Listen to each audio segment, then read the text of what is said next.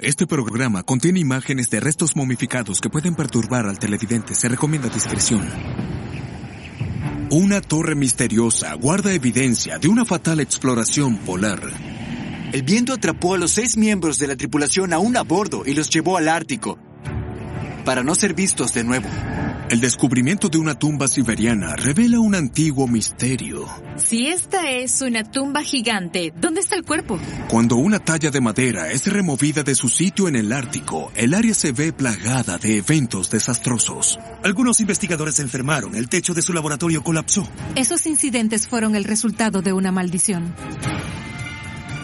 Estos son los misterios más peculiares atrapados en lugares congelados. Reliquias perdidas. Tesoros olvidados. Oscuros secretos. Atrapados en sus tumbas de hielo por años. Pero ahora, mientras el hielo se derrite en el mundo, sus historias serán conocidas al fin.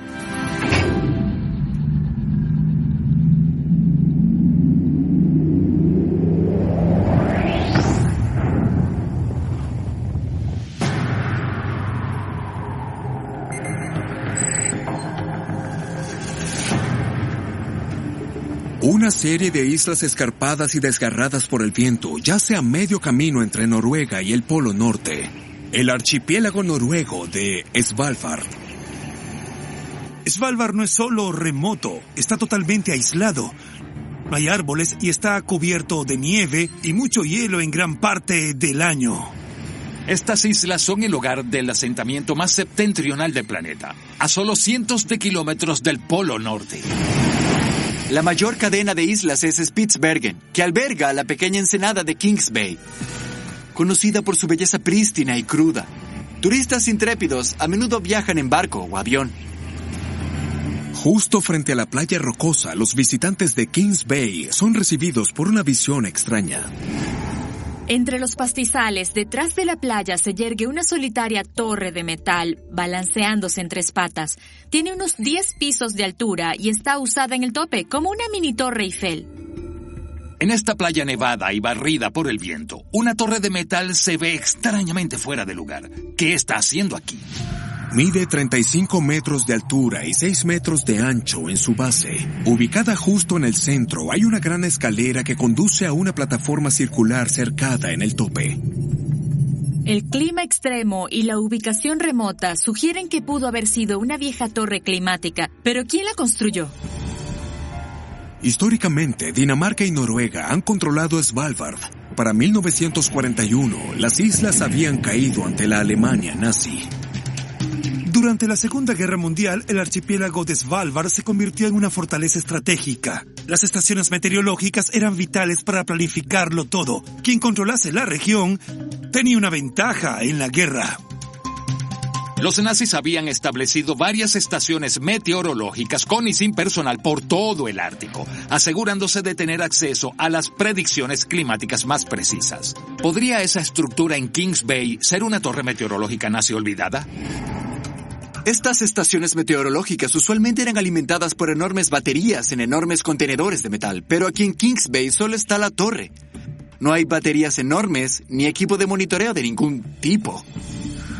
A primera vista, la torre parece ser una estructura simple, pero al observar de cerca el diseño, ciertos detalles muestran que la ingeniería de hecho es muy compleja.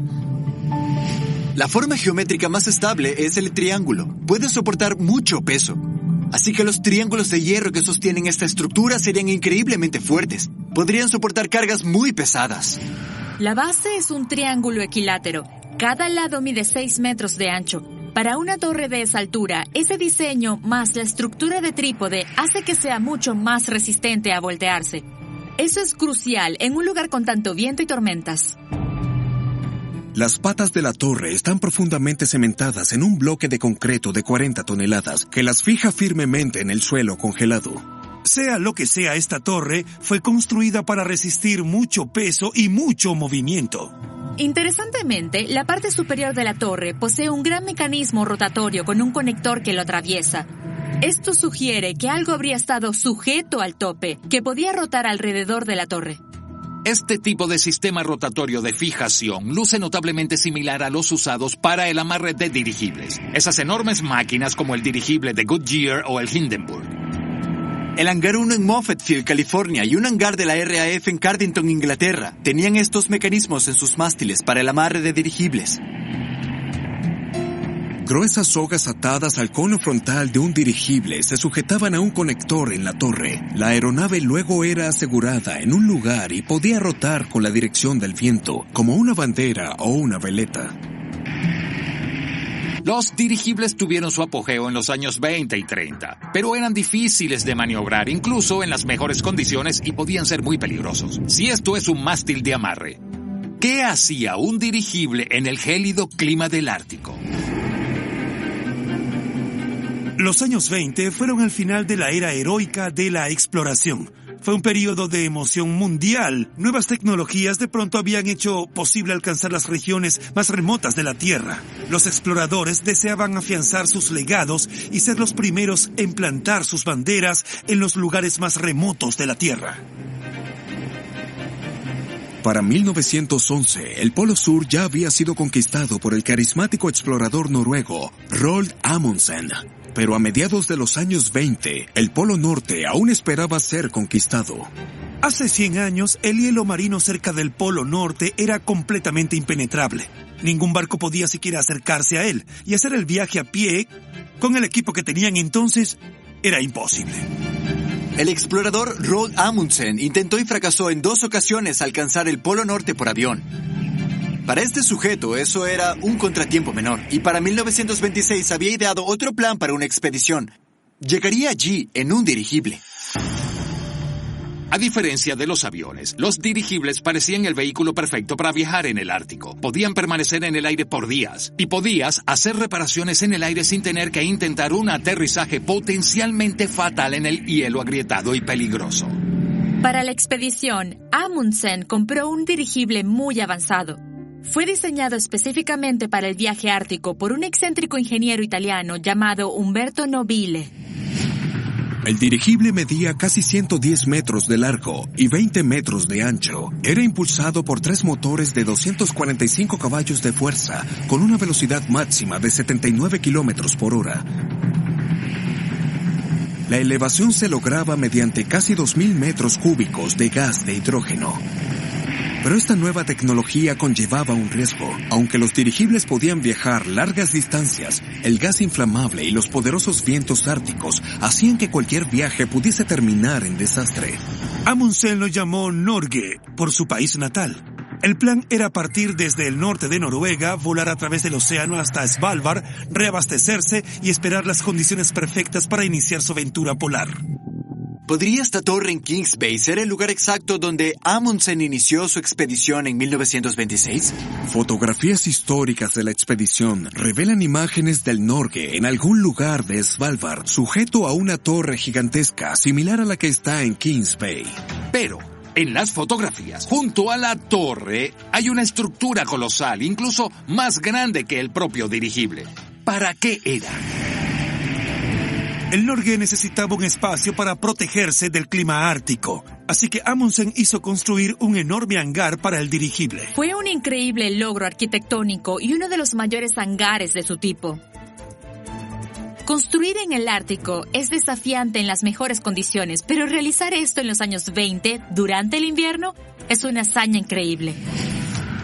Más de 26 kilómetros de vigas de madera fueron usadas en la construcción del hangar, y las piezas y suministros para los muros de 30 metros de altura fueron importados incluso desde Roma. Para terminar el hangar a tiempo para la llegada del Norge, 32 constructores trabajaron en las extremas condiciones climáticas del Ártico, cubiertos por una oscuridad total las 24 horas. Si esta torre en Kings Bay era el mástil de amarre para el Norge, esperarías ver al menos algunos restos de ese impresionante hangar. Pero la torre de amarre parece ser lo único aquí. Una construcción tan enorme no pudo solo desaparecer sin dejar rastro. ¿Qué le sucedió?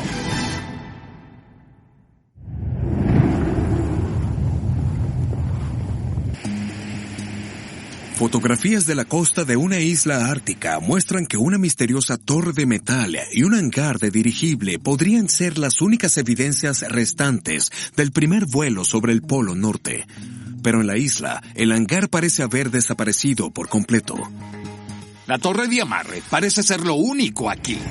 Un barrido más amplio de la árida isla revela los restos de varias plataformas de concreto en la nieve. Más allá de la torre, cada una con varios anillos grandes de hierro incrustados. Las plataformas de concreto están esparcidas por un área del tamaño de un campo de fútbol. Parecen ser los cimientos de una estructura absolutamente enorme. El exterior del hangar del Norge estaba cubierto por miles de metros de lona, atada a los armazones y sujeta a los cimientos usando esos anillos de hierro. La solitaria torre de amarre y la evidencia de los cimientos indican que este, de hecho, es el lugar donde Amundsen inició su épico vuelo al Polo Norte. A mediados de mayo de 1926, el Norge fue transferido desde el hangar a la torre de amarre, donde se hicieron los preparativos finales antes de su vuelo a través del Polo Norte. A bordo junto a la tripulación estaban Roald Amundsen, su financista estadounidense, y el piloto y diseñador de la nave, Umberto Nobile. Después de un vuelo de 16 horas, el Norge flotó a través del Polo Norte. Se arrojaron banderas noruegas, estadounidenses e italianas en celebración antes de que el gigantesco dirigible completase su viaje. Pero al partir, Amundsen notó algo abajo en el hielo. La bandera italiana que arrojó Nobile era más grande que las otras dos banderas, y Amundsen estaba furioso con el piloto italiano. A pesar del éxito de la expedición y de que Amundsen afianzase su estatus de explorador legendario, él no pudo pasar por alto ese detalle. En su autobiografía, publicada al año siguiente, Amundsen llamó a Nobile un hombre vano, arrogante y fanfarrón que no tenía nada que hacer en el Ártico, porque ni siquiera sabía esquiar. Esta fue una amarga e intensa rivalidad, motivada al menos en parte por la arrogancia de Amundsen. Nobile no era mejor. Necesitaba probar su propia valía como explorador y ser el primero en poner el pie, y no solo volar sobre el Polo Norte. Umberto Nobile regresó a Kings Bay en 1928 con un dirigible casi idéntico al Norge. Su nueva nave se llamaba el Italia. Pero fue un completo desastre. Nobile sí llegó al Polo Norte, pero finalmente estrelló el Italia en el remoto hielo marino a su regreso. La góndola quedó destruida y fue arrancada del dirigible. Nobile y otros 8 de los hombres a bordo lograron escapar al accidente y esperaron el rescate. Pero al hacerlo, el viento atrapó al Italia, junto a los 6 tripulantes aún a bordo, y, trágicamente, los arrastró a ellos y al dirigible hacia el Ártico para no ser vistos de nuevo. Los tripulantes restantes tuvieron que esperar un posible rescate en el hielo, sobreviviendo solo con los pocos recursos que quedaron del accidente. Se enviaron grupos de rescate para buscarlos. ¿Y a quién sacaron de su retiro para ayudarlos en esa operación? Al más grande piloto ártico del mundo, Roald Amundsen. Pero durante la misión de búsqueda y rescate, la tragedia azotó de nuevo. El avión de Amundsen se estrelló y desapareció en algún lugar del Ártico. Mientras que Nobile fue rescatado por otro avión y sobrevivió al humillante viacrucis, el cuerpo de Amundsen y su avión nunca han sido hallados. Este titán de la exploración polar yace permanentemente bajo el hielo, en algún lugar cerca del Polo Norte. Con los años, el gigantesco hangar de madera fue desmantelado y reutilizado en proyectos locales como puentes y vías férreas, y casi no dejó huella alguna de la historia de ese lugar. Esta torre de metal y los cimientos del hangar son la única evidencia restante de una época increíblemente vibrante en la exploración del Ártico, y conmemoran en silencio a una de las grandes leyendas de la era heroica de la exploración.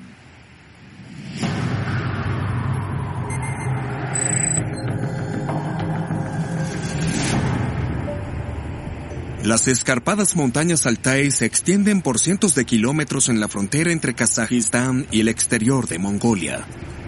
Este lugar es hermoso, pero es increíblemente remoto, y los inviernos pueden alcanzar menos 30 grados Celsius, y en algunos lugares el suelo puede estar congelado durante todo el año. El río Bolshoi Olagan atraviesa las montañas creando un valle y está rodeado por asombrosos prados alpinos. En una meseta en las montañas, a más de 1.500 metros sobre el nivel del mar, arqueólogos que trabajan en la remota área se topan con una formación inusual. En medio de un campo en el valle descubrieron un enorme montón de rocas y piedras apiladas unas sobre otras. El montón circular mide unos 3 metros de altura y tiene más de 30 metros de diámetro. Definitivamente es artificial y fue construido deliberadamente. Los arqueólogos creían que las rocas debían estar cubriendo algo debajo, así que lenta y cuidadosamente comenzaron a remover las piedras. Trajeron grúas para excavar las rocas más grandes y después de semanas de trabajo, desenterraron lo que estaba debajo. Los restos de lo que parece ser una cabaña de troncos entera fueron hallados congelados en el permafrost. Está perfectamente preservada y parece el tipo de lugar que un leñador llamaría hogar. Es posible que alguien viviese aquí. Hay ejemplos de personas que viven en moradas subterráneas por todo el mundo. Pero este lugar estaba totalmente cubierto por rocas y habría sido inaccesible. Para entender mejor el propósito de la estructura, los arqueólogos excavan todos los troncos y los llevan a la superficie. El equipo recuperó al menos 40 troncos y al examinarlos hicieron otro hallazgo impactante. Cada tronco tenía grabada su propia marca muy específica, casi como números romanos. Parece que esas marcas de hecho son símbolos que describen cuál tronco va en cada lugar de la estructura. Usando las marcas como guía, los arqueólogos se reconstruyen meticulosamente la cabaña en el campo, exactamente como había estado bajo tierra.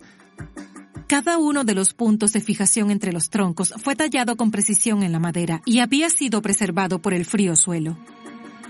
La cabaña mide 7 metros de ancho por 4 metros de largo y cuando fue armada, los ángulos tenían una desviación menor a 1 centímetro. La madera es fechada por carbono y se determina que la cabaña ha estado bajo el permafrost por más de 2.300 años. El que la estructura fuese preservada en el hielo tanto tiempo y aún sea tan estable, significa que su ingeniería fue excepcional.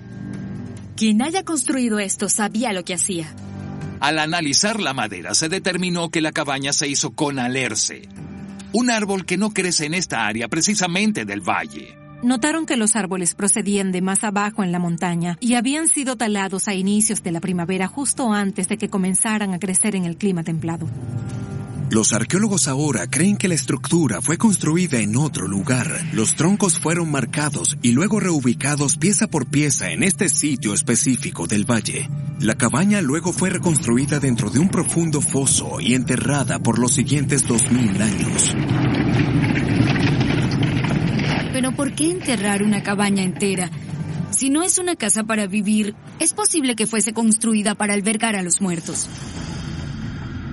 Muchas culturas entierran a sus muertos en grandes tumbas complejas y crean importantes lugares de descanso para sus seres amados perdidos. Dependiendo de las creencias de una cultura, podrían colocarse ofrendas de objetos importantes en la cultura junto a los fallecidos. En ocasiones se construían estructuras enteras para que los muertos las habitasen en la otra vida. Pero si esto es una tumba gigante, ¿dónde está el cuerpo?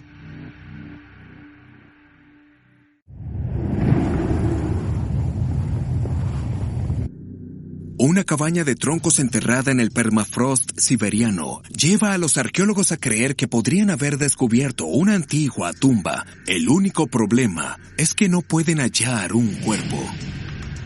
Los ladrones de tumbas son notorios por robar artefactos de ellas, y con 2.300 años han existido oportunidades para que alguien saquee esta cabaña. Pero usualmente los ladrones de tumbas solo se llevan cosas de valor como armas, ropa y joyas, no los cuerpos.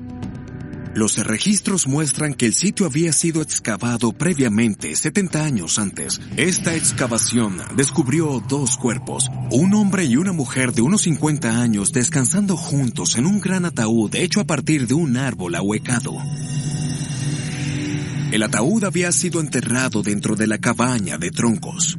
Los cuerpos fueron transportados al Museo Hermitage en San Petersburgo para mayores análisis. Es increíble, sus cuerpos se preservaron perfectamente. Su piel aún estaba intacta y los investigadores pudieron ver el color y la textura de su cabello. Pero eso no es todo. Ambos cuerpos estaban cubiertos de complejos tatuajes. Este hombre tiene lo que parece ser un enorme tatuaje de un tigre que va desde su pecho y hombros hasta su espalda. Y caballos, aves y al parecer criaturas míticas en sus hombros, brazos y piernas. La mujer también está tatuada en ambos brazos, aunque en un estilo ligeramente diferente. Al observar más de cerca, los arqueólogos hacen un sombrío descubrimiento. Los cerebros de ambos cuerpos fueron removidos de sus cráneos.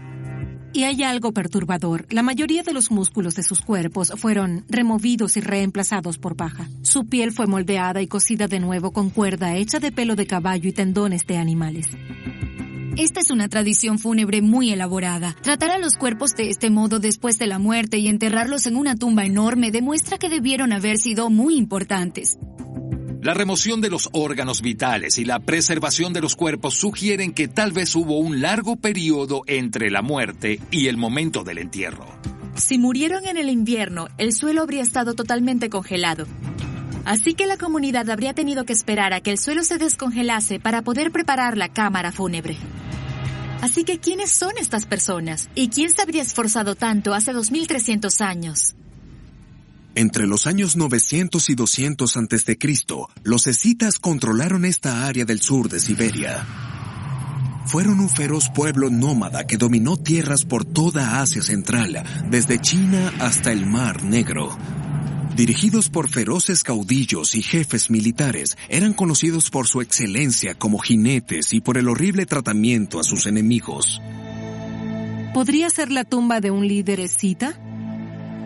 Junto a los cuerpos tatuados, los arqueólogos descubrieron otros 9 esqueletos en la tumba. Los restos de 9 caballos totalmente equipados con sus riendas y sillas habían sido enterrados fuera de la cabaña. Los cráneos de los caballos muestran lesiones traumáticas que indican que fueron asesinados intencionalmente con un golpe fuerte en la frente, con el propósito de ser enterrados en esta tumba junto a estos cuerpos. Los escitas veneraban a sus caballos, estaban entre sus posesiones más valiosas, así que sacrificar a 9 de ellos a la vez habría sido algo importante. Los tatuajes ornamentales revelan una mezcla de influencias china y persa. Los escitas ocupaban un área que cubría la distancia entre esas dos culturas, así que este arte y los caballos sacrificados sugieren que esta es una tumba escita. Esta pareja debió haber sido importante para ellos para haber recibido tal entierro. No solo fueron preservados hasta poder enterrarlos, sino que también fueron enviados a la otra vida con sus caballos y sus posesiones más preciadas. Así que es probable que fuesen líderes de su comunidad. Los arqueólogos creen que la cabaña de troncos es una versión menor de las casas construidas por el pueblo escita, y que fue colocada dentro de la tumba como una ofrenda y como un lugar para que los fallecidos habitasen en la otra vida. Hoy, la cabaña de troncos reconstruida se encuentra en un museo del área, y tanto la cabaña como los restos han sido preservados para estudios futuros.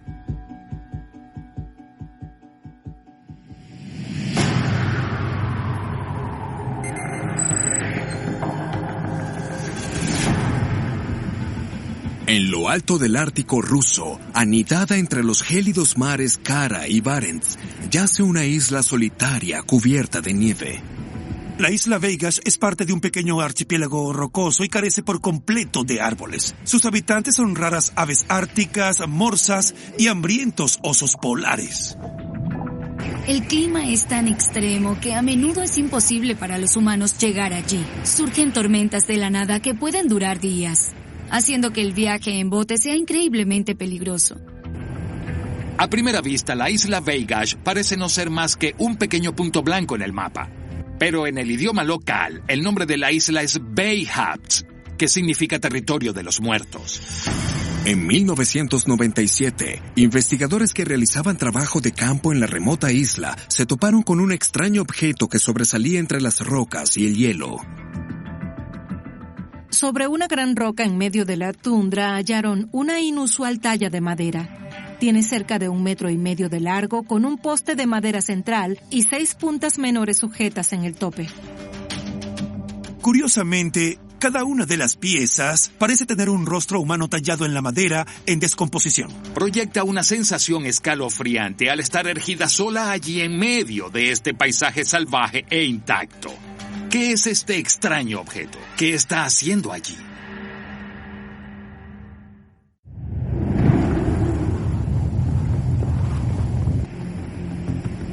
En una isla ártica conocida como el Territorio de los Muertos, el descubrimiento de una extraña talla en madera ha captado la curiosidad de los investigadores. Al explorar más la isla, descubren otras piezas de madera más pequeñas, con rostros tallados en ellas. Algunas yacen en el suelo y otras aún están plantadas verticalmente. Ya que no hay árboles en Beigach, estas extrañas tallas en madera tuvieron que haber sido traídas aquí por alguien. ¿Pero por quién? A algunos kilómetros de donde están las tallas hay varios leños viejos y maltrechos y los restos del foso de una vieja mina. Alguien trajo toda esta leña a la isla, así que es posible que quien haya construido la mina también sea responsable por las tallas. En Rusia, entre 1929 y 1953, unos 18 millones de hombres y mujeres fueron transportados a los campos de trabajo soviéticos en Siberia y otras áreas. Se descubrió zinc y plomo en la isla Beigach, y en los años 30, más de 1,000 prisioneros políticos fueron enviados allí para trabajar como mineros. Habría sido un trabajo sumamente arduo y casi imposible. Sus picos se habrían roto en las duras rocas. Tenían que alar todas las carretillas a mano, pues no había animales ni maquinaria para ayudarlos. Tal vez los mineros construyeron este objeto de 7 caras. ¿Pudo haber sido un acto de rebelión? ¿O tal vez un símbolo de esperanza y consuelo para ayudarlos a superar su terrible calvario? Pero en la Rusia de Stalin, todas las religiones y tótems simbólicos estaban prohibidos. Es imposible que prisioneros en esta remota isla hubiesen podido construir una talla de madera de 1,5 metros y dejarla a cielo abierto. Después de 6 años, las minas fueron inundadas por agua del mar y fueron cerradas. Todo prisionero sobreviviente fue enviado a otros campos en el continente y la isla quedó totalmente desierta. La madera de la que está hecha la escultura es vieja y está dañada por el tiempo. Es posible que predate los propios campos de trabajo soviéticos olvidados. Antes del siglo XX no había asentamientos permanentes en esta isla. Pero alguien se esforzó mucho para crear esta talla y traerla. La primera mención de Beigach por exploradores europeos fue a mediados del siglo XVI. Los marinos buscaban una posible ruta a India y China a través del Ártico, y varios barcos pasaron junto a la isla en sus viajes. Tal vez estos extraños marinos europeos fueron responsables por erigir esta extraña figura. Los europeos de entonces habrían practicado el cristianismo y la forma parece recordar una cruz. Pero al observar los registros de sus viajes, los marinos europeos dicen haber visto cientos de figuras talladas similares ya en la isla. Un marino escribió en su diario: el número de figuras superaba las 300. Habían hecho crudamente la apariencia de hombres, mujeres y niños, y muchas de ellas tenían ojos y bocas cubiertas de sangre. Mientras algunos marinos exploraban el Ártico y la isla Beigach, otro marino europeo en el sur del Océano Pacífico se topó con la isla de Pascua, con casi 1,000 estatuas enormes de cabezas que dominaban su costa. Si esta extraña talla de madera es la última en pie de cientos de tallas similares, entonces esta es casi una isla de Pascua ártica. Pero, ¿por qué están las tallas allí? ¿Para qué son? Como arqueóloga, siempre que encuentras nuevas esculturas o tallas de figuras o rostros humanos, es absolutamente fascinante. La representación de la forma humana en una obra de arte puede decirnos mucho sobre las creencias de la cultura específica que la creó. Ídolos o tótems que muestran figuras humanas han sido creados por diversas culturas por miles de años, a menudo con propósitos religiosos. Los investigadores creen que los hallazgos en Beigach semejan a algo que han visto antes, el ídolo de Shigir. Es un trozo de 2.7 metros de largo de una talla en madera que fue hallado a cientos de kilómetros en las montañas Urales de Rusia. El ídolo de Shigir habría medido más de 5 metros de altura, mucho más alto que las tallas en la isla Veigash, pero tiene un rostro principal similar, y más abajo en el poste hallaron varios rostros tallados en la madera. El ídolo de Shigir tiene más de 12.000 años. Eso es más del doble de las pirámides de Egipto. Es el ejemplo más antiguo de arte humano que parece tener una importancia ritual. Los arqueólogos creen que los rostros podrían contener referencias a los mitos de creación de la cultura, así que es posible que el objeto de Veigash tenga un significado ritualista también. Esparcidos en el suelo alrededor del poste hay una serie de objetos pequeños, tallas de renos, huesos, partes de hachas e incluso algunas monedas que parecen ser más contemporáneas. Los objetos presentados de este modo usualmente son ofrendas religiosas, así que ¿podría la talla ser algún tipo de santuario? Los investigadores llevan la talla de vuelta a Moscú para estudiarla y preservarla mejor. Pero comienzan a pasarle cosas malas a su equipo. Algunos investigadores se enfermaron, el techo de su laboratorio colapsó y la isla Veigash sufrió de un clima terrible y horribles tormentas. La población indígena local, los Nenets, se preocuparon. Ellos creen que estos incidentes fueron el resultado de una maldición.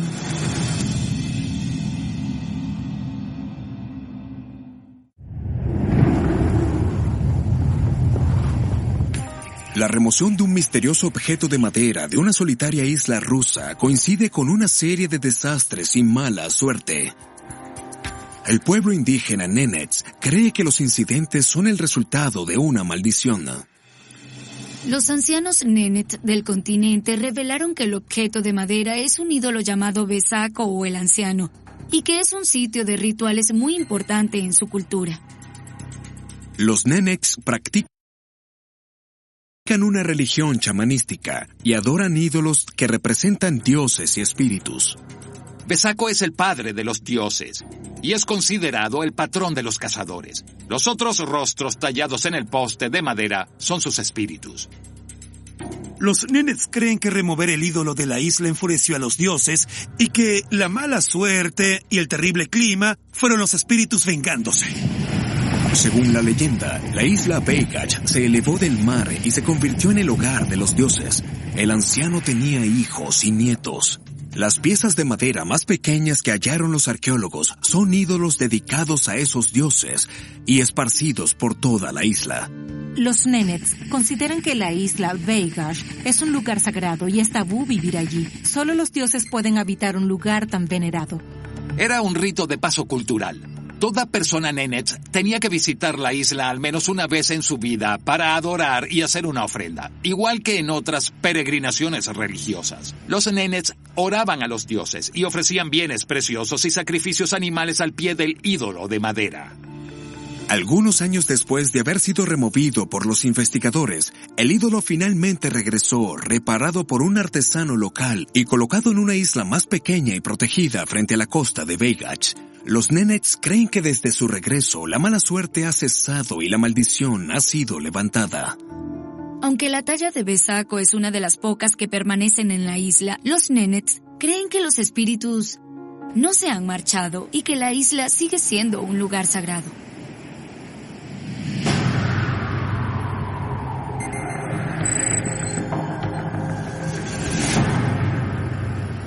En los bosques que rodean la remota aldea de Saariselkä, en el norte de Finlandia, un científico y algunos amigos están en el tranquilo bosque disfrutando de la belleza de una noche invernal ártica. Esta área es famosa por sus idílicos bosques de pinos y sus inviernos nevados perfectos. La impactante aurora boreal, uno de los fenómenos más hermosos del mundo, danza a través del cielo nocturno. Entonces, repentinamente, un ruido extraño perfora el silencio. Y de nuevo, ese mismo sonido misterioso resuena en la fría noche. El grupo estaba en lo profundo del bosque y no había nada que pudiese hacer ese ruido. No había otros humanos a la vista. El científico nunca había oído algo así. ¿Qué era ese extraño ruido? Al principio pensaron que podía haber sido un trueno, el sonido de un relámpago.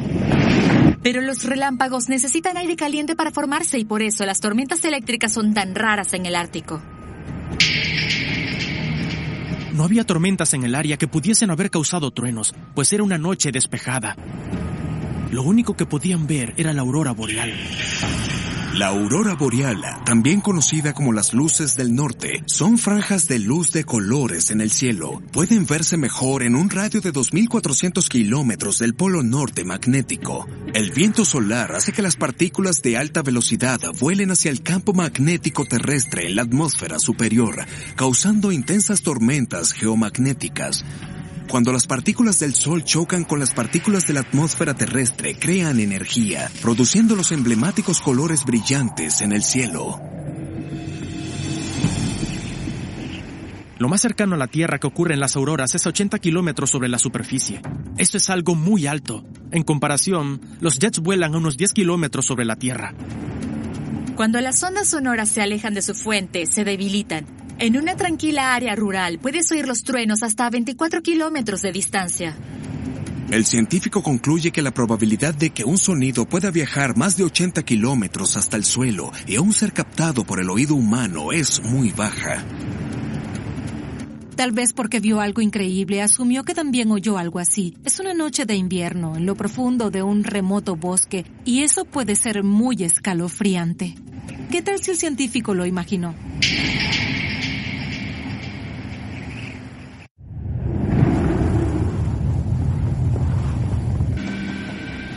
Un científico finlandés está intentando probar que la aurora boreal creó los extraños sonidos que oyó en el bosque. Pero, ¿provienen esos desconcertantes ruidos de los cielos o todo está en su cabeza? Los doctores han descrito ocurrencias inusuales como esta antes, una condición única conocida como sinestesia. Sinestesia significa literalmente percepción conjunta. Es una condición en la que un estímulo en un sentido produce una percepción en otro. Es como cuando saboreas los colores o ves los sonidos. Pero el científico y todos sus amigos habrían tenido que tener sinestesia. Y eso es básicamente imposible porque es una condición muy rara.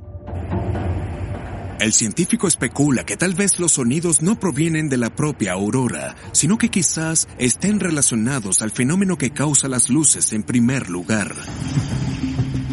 Las tormentas geomagnéticas que crean las auroras en el cielo también afectan cosas en la Tierra. Las tormentas causan una enorme acumulación de cargas eléctricas opuestas a nivel del suelo, lo que significa que algunas cosas se cargan positiva y otras negativamente. Si alguna vez han tratado de arrastrar los pies por una alfombra y luego tocan una perilla de metal, la electricidad que se acumula en la superficie de su cuerpo se descarga en esa perilla. Y, ya saben, ¡boom! Un shock eléctrico. Algo similar ocurre aquí en la Tierra durante esas tormentas.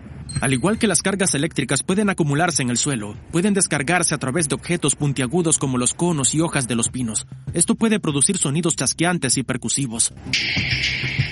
Pero el científico estaba seguro de que los sonidos inusuales que oyó provenían de lo alto y no de los árboles que los rodeaban.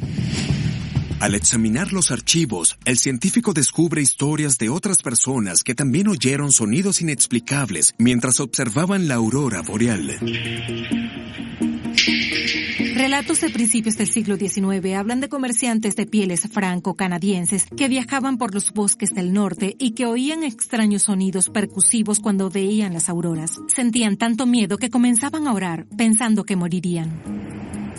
A principios de 2021, un hombre de la Columbia Británica, Canadá, estaba fotografiando la aurora boreal cuando oyó lo que describió como un chasquido o crepitación que provenía del aire. Y no es el único que ha oído estos sonidos. El pueblo indígena del norte de Escandinavia, los Sami, han estado observando las auroras por miles de años. En su idioma, definen la aurora boreal por el sonido, no por la luz.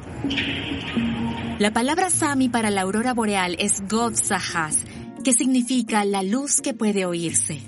Si esta palabra para la aurora boreal se define por el sonido y tantas personas creen haber escuchado algo, ¿podría ser que las auroras realmente estén haciendo estos ruidos?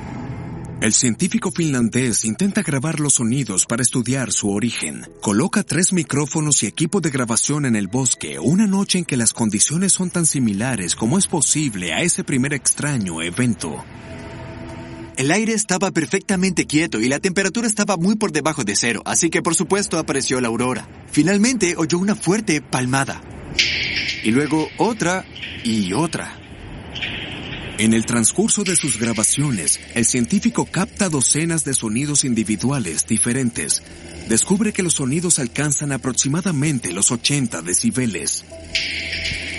Los sonidos sobre los 85 decibeles están clasificados como peligrosos para el tímpano. Eso es muy fuerte.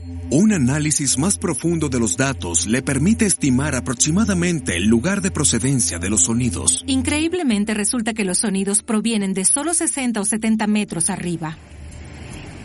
Eso es muy sorprendente. La aurora boreal ocurre a 80 kilómetros o más sobre el suelo, pero el origen del sonido es mucho más abajo.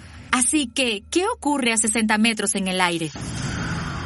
La atmósfera usualmente se compone de capas que van de las más cálidas a las más frías, pero en las noches extremadamente frías y tranquilas, el suelo congelado enfría el aire directamente sobre él, creando una capa de aire caliente que atrapa el aire frío más cerca del suelo.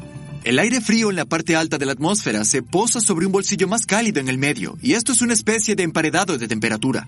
Este efecto es conocido como inversión de temperatura. El científico comprende que la capa fría inferior está repleta de partículas con carga negativa y que la capa cálida superior está llena de partículas con carga positiva. Las cargas opuestas se atraen naturalmente entre sí, pero debido a la diferencia en la temperatura, las partículas de cada capa no pueden reunirse. Esto crea una increíble cantidad de tensión y de potencial eléctrico entre cada capa. ¿Y qué ocurre cuando se conectan? Tienes una reacción eléctrica. Las tormentas geomagnéticas que crean las auroras de hecho rompen esa tensión entre las capas. Esto causa que las partículas choquen y la energía resultante produce esos asombrosos sonidos. Pero las condiciones deben ser perfectas. El aire debe estar lo bastante frío y quieto para que ocurra la inversión de temperatura. Con esta nueva información, el científico pudo probar lo que el pueblo indígena del norte ha dicho desde hace mucho tiempo. La aurora boreal es, de hecho, la luz que puede oírse.